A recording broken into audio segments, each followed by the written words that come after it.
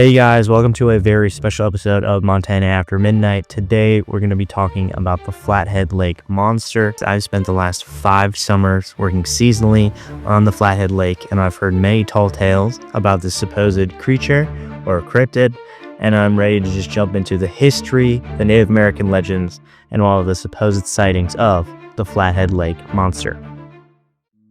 Some backstory behind the Flathead Lake: it is the largest natural freshwater lake this side of the Mississippi River. It is also a huge tourist attraction during the summer nowadays. Back in the day, there used to be a bustling logging community that would feed into the lake, which led a lot of logs to be left over sitting at the bottom of the lake or floating on top of it to this day. A lot of people will claim that these logs are what people are actually seeing when they see the Flathead Lake Monster, and people often will say that they thought they saw a log and then it started moving like a serpent or a big fish, sometimes even a whale, claiming that they thought it was a log and then it turned out to actually be the monster. Let's start by talking about the Native American legend. The Kootenai tribe apparently used to live near the Flathead Lake, and one winter when the lake was frozen over, 2 girls were crossing the ice when they ran into a pair of antlers sticking straight up out of it. Thinking that this was just a normal deceased animal that was frozen in the water, they went over to collect the antlers to take back to their tribe. When they were messing with the antlers, all of a sudden something sprang to life from underneath the ice, scaring the 2 girls. According to the legend, they were able to transform and get away from this monster. However, things were not all great, as half of the Kootenai tribe apparently drowned and died due to this ice breaking and the monster being released. While the origin date of this legend is unknown, it is considered the oldest tale that relates to a monster within the Flathead Lake. There are 2 really interesting things about this account of the Flathead Lake Monster. Number 1, this is the only story that I heard where someone was actually hurt. Half of the tribe apparently perished due to the Flathead Monster throwing a fit and breaking through the ice. The other thing that's interesting is this is the only account of the Flathead Monster having antlers. Also, how do you like my amazing picture? But this is literally the only story that involves the Flathead Lake Monster having antlers. Every other description of the monster describes it as either whale-like, fish-like, or serpent-like. So I think that's something kind of interesting and unique to this Native American legend, and probably shows a divide between the Native American legend and then the modern sightings and the modern legend that lives on to this day. The first official recorded sighting of what we now see as the modern Flathead Lake Monster was recorded in 1889. This was the same year that Montana became a state. This sighting occurred on a ferry boat called the U.S. Grant, captained by James C. Kerr. This boat carried about 100 passengers from Polson to the north end of the lake, and halfway through their journey, apparently they saw a large, about 20-foot whale-like creature come up right next to the boat. One of the more unruly guests on the boat decided to take aim and shoot at this whale creature, which eventually submerged itself back into the water. This sighting was taken very seriously at the time and is the biggest sighting of a Flathead Lake Monster. Typically, the sightings are around 12 to 20 feet, but this one had so many viewers and people recorded it to be a whale-like being. Being makes it sound like extraterrestrial, but actually it was just, a whale-like big fish in a lake. But yeah, people were freaked out about this. One article that I read researching this that brought up this voyage was saying that the boat recently installed a liquor bar, which could have contributed people seeing this creature in the water, get a little hammered, all of a sudden logs turn into whales, and you gotta shoot at it. But that was just the one article that I read. The other sources don't seem to mention that at all, so take that with a grain of salt. The next account of the Flathead Monster that I could find actually was reported in 1950, but supposedly occurred in 1900. 3 fishermen were out in a shallow bay when they stumbled across a 12-foot log hanging out in the water. One of them decided to poke it with one of their spears, and it quickly swam away as fast as it could. This was the first time ever that someone that saw the Flathead Monster related it to a sturgeon, which is a prehistoric lake fish that can grow up to like 20 feet in the wild. This is the type of crazy fish that would be featured on river monsters. Like I said, this is the first time someone related it to a sturgeon, but it will not be the last, because also around the 1950s, there was a big fishing competition for someone to catch a monster fish in the lake. This was the only time a large sturgeon was actually caught in the lake, and the sturgeon is now hanging up in the Polson Museum about 30 minutes south of where I'm sitting right now. Now, if a sturgeon was caught at about 8 feet, why are people still talking about a flathead monster? It's pretty clear that it is just the sturgeon in the lake that are growing pretty big. Well, here's the issue. Sturgeon aren't found in Flathead Lake, at least not naturally. According to one old-timer that I was able to talk to about the myth of the Flathead Lake Monster, apparently he believes that this was actually faked. Someone brought in the fish from another site to catch it and win this fishing competition, basically showing it off as a spectacle, a big show, not an actual legitimate catch within Flathead Lake. People have brought up this sturgeon being the Flathead Lake Monster so much that even scientists have kind of thrown their hat in the ring, and they have said that sturgeon have no way of accessing the lake. It is physically impossible for them to actually get in the lake naturally. So historically, if sturgeon were caught in the lake, most likely someone was feeding them into the lake and staging their big catch. I find it very interesting that a story from 1900 that was told in the 1950s brings up a sturgeon, and then later in that same decade, a sturgeon is caught in the lake under very fishy means.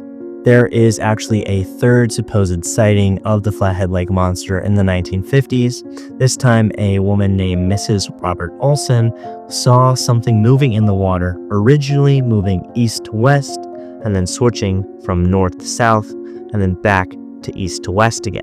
This supposedly rules out the explanation of it just being a log floating in the water, as it was intentionally changing its direction and moving of its own free will. This conveniently rules out the two most common explanations as to what people are seeing with the Flathead Monster, with most people dismissing it as either a trick of the waves or a log floating in the water.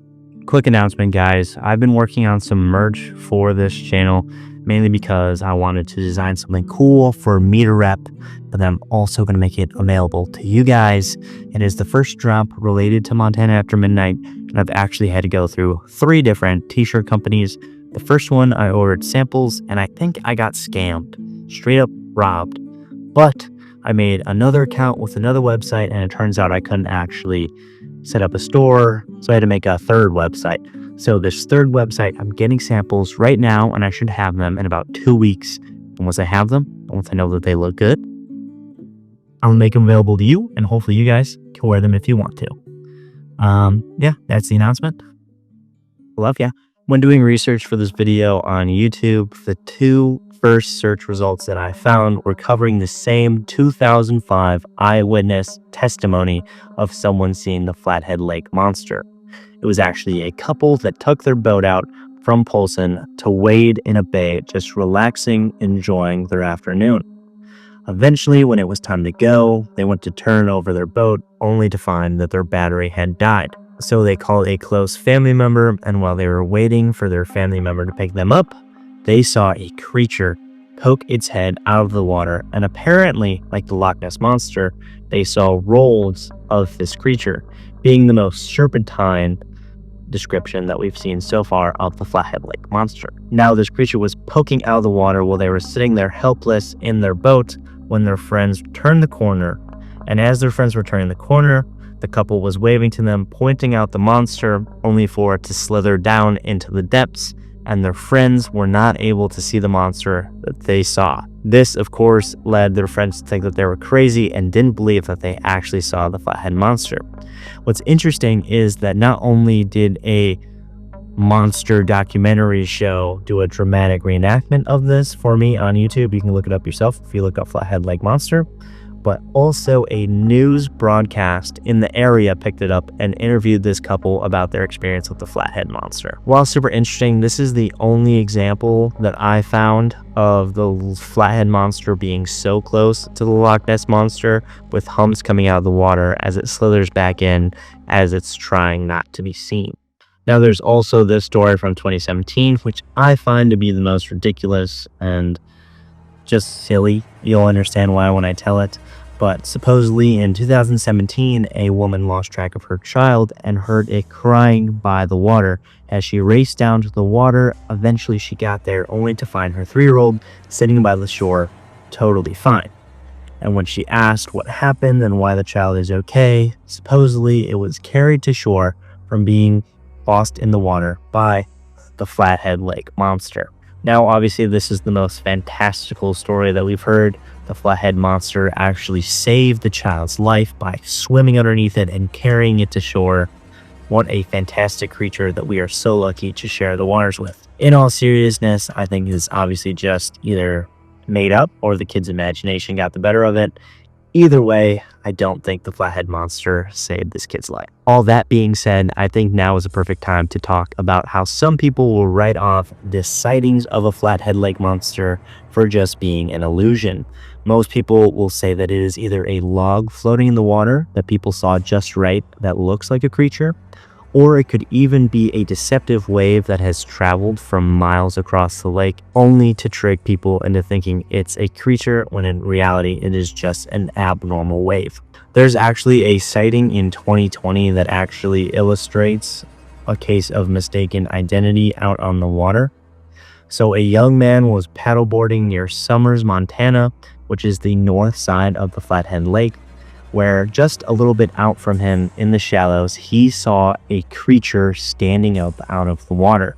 From the distance that he was at, he thought it was a grizzly bear standing up in the water, and as he got closer and closer, he was more worried, thinking that this was the largest grizzly bear that he has ever seen.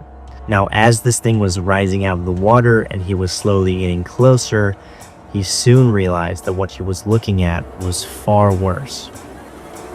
It was a Douglas fir. Apparently, it had gotten caught perfectly in the current and then hitting the bottom of the shallow to stand right up for a perfect split second, a tree standing upright in the water, tricking this man into thinking that he was seeing a grizzly bear slowly rise up out of the water. Really, it was just a harmless tree. But this story illustrates how you can see something at a distance in the water and your mind can trick you into seeing something completely different, which is why a lot of people do not believe the stories behind the Flathead Lake Monster. Now, whether the Flathead Lake Monster is a giant fish, a prehistoric animal, or literally just a trick of the mind and a floating log, one thing remains the same.